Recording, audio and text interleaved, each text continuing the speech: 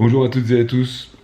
Voilà, je vous avais dit que je ferais une vidéo, je l'ai fait dans les conditions actuelles, c'est-à-dire avec ma petite couverture, dans mon canapé, allongé les doigts de pied en éventail et en train de, en train de me soigner tranquillement. Et aujourd'hui, justement, je vous parle de maladie. Pas vraiment parce que je suis malade en fait. Ça m'a pris en fait, je me suis dit que je voulais faire une vidéo comme ça pour parler un petit peu de ce que je ressens en ce moment. C'est-à-dire que, vous savez, dans mes vidéos, il y a le côté coach, allez-y, il faut y aller, il faut sortir.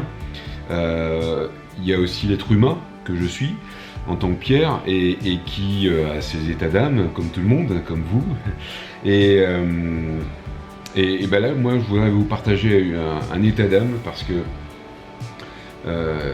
il y a quelques jours, je suis allé en fait à une réunion de la F3M qui était dans une société en fait d'élaboration d'applications pour le corps médical et en particulier pour le myélome multiple, en association avec un laboratoire médical.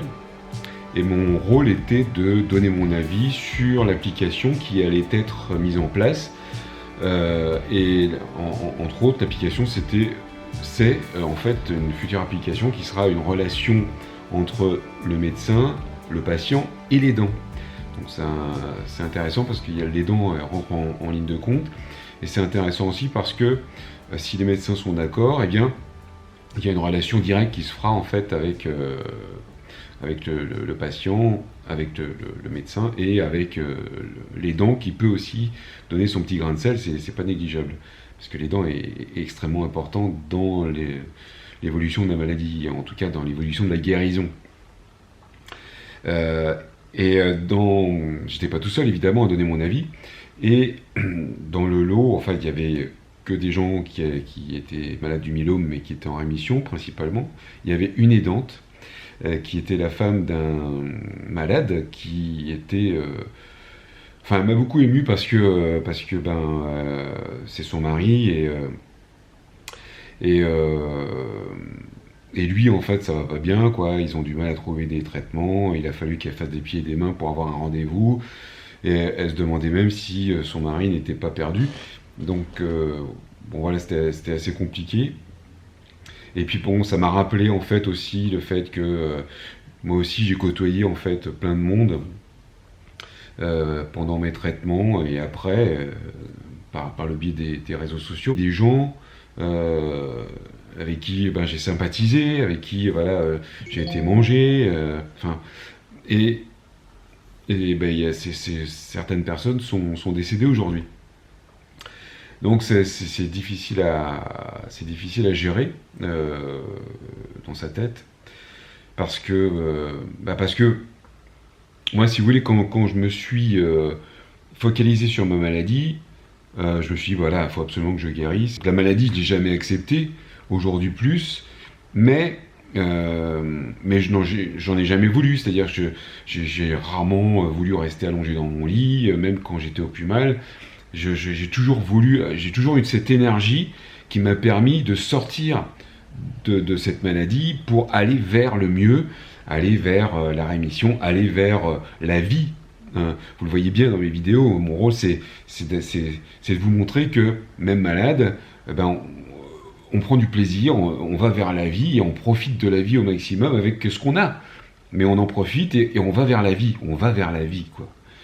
Et ce qui est difficile pour moi aujourd'hui, c'est de voir que il y a des gens qui malheureusement se battent aussi et qui voilà n'arrivent pas à aller vers la vie et qui malheureusement n'en échappent pas.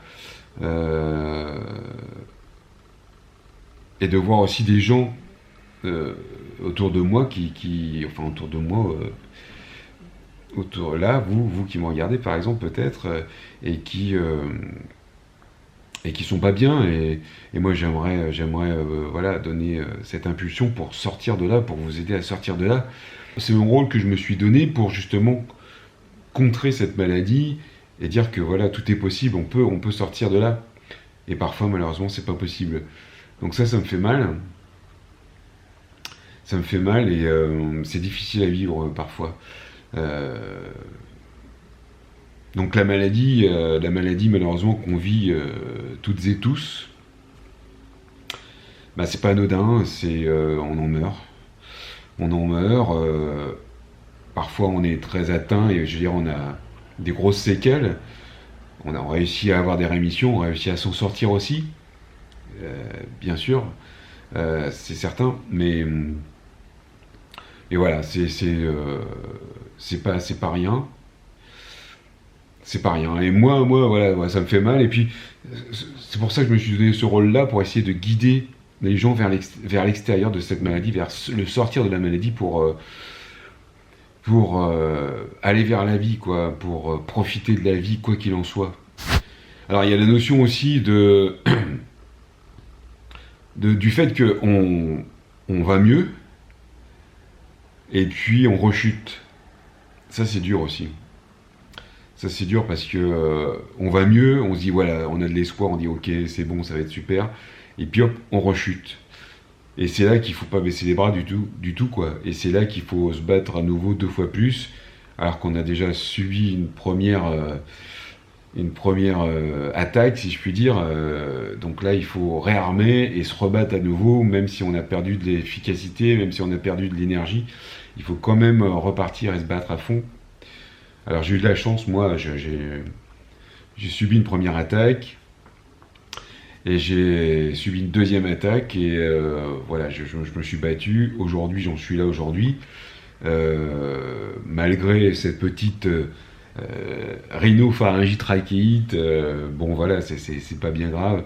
Faut faire attention parce qu'il faut pas que ça tombe sur les bronches et on sait qu'on est sensible à ce niveau-là. Donc j'ai fait attention, j'ai été chez le médecin et tout. Voilà. Mais bon, justement. En tant que coach motivateur de vie, voilà, quoi qu'il arrive, même si c'est une deuxième phase, même si c'est une troisième phase, même si c'est une quatrième attaque, il faut se battre. Il faut faire des projets. Il faut toujours faire des projets. Avoir un but, une direction qui va nous permettre d'avancer justement. Moi j'ai toujours eu des buts comme ça à atteindre pour me permettre d'avancer. Alors des buts qui peuvent changer, hein, bien sûr, hein, c'est des buts, voilà, c'est des objectifs qui changent, mais il faut en avoir. Il faut en avoir. Les gens qui sont autour de vous vous aideront forcément, et je suis sûr qu'il y en a beaucoup qui vous aident. Quand on n'a pas la chance d'avoir des gens autour de soi, ben, il faut soi-même se faire des buts, des objectifs pour se lancer. Il ne faut pas se laisser abattre, il ne faut pas baisser les bras, il ne faut jamais lâcher. Il ne faut jamais lâcher. Jamais lâcher quoi qu'il arrive, parce que la vie est tellement précieuse, il n'y en a qu'une. Hein, on dit que les champs ont cette vie, mais nous on n'en a qu'une. On n'en a qu'une et il faut la maintenir, il faut la garder. Donc j'essaie de faire en sorte que voilà, mes objectifs soient atteints et que j'ai mon but dans la vie pour en profiter au maximum. J'ai mes petits rituels que je me suis fait, mes petits rituels, le matin, respirer, me regarder en souriant, me donner des affirmations positives, c'est-à-dire me remercier la vie d'être là et mes objectifs à atteindre, marcher, ça c'est indispensable tous les jours, respirer, bien manger, rencontrer du monde, s'intéresser, faire des choses qui nous plaisent. Voilà, moi c'est mes objectifs de vie, tout ça. Un objectif professionnel évidemment, c'est d'être coach, motivateur de vie professionnelle et faire en sorte que j'aide les autres. Et voilà, moi c'est mon objectif, voilà, c'est de vivre. Alors, c'est pas une vidéo, je dirais, c'est pas une vidéo où je me plains de la maladie, c'est une vidéo où je vous dis que voilà, aujourd'hui, voilà, il y a des trucs comme ça qui nous reviennent dans la figure, paf, parce qu'on vit des choses difficiles, et puis parfois on oublie un peu parce que justement on va vers l'objectif, et c'est très bien d'oublier justement un peu tout ça, et parfois, paf, ça nous revient dans la figure, et ça fait mal. Mais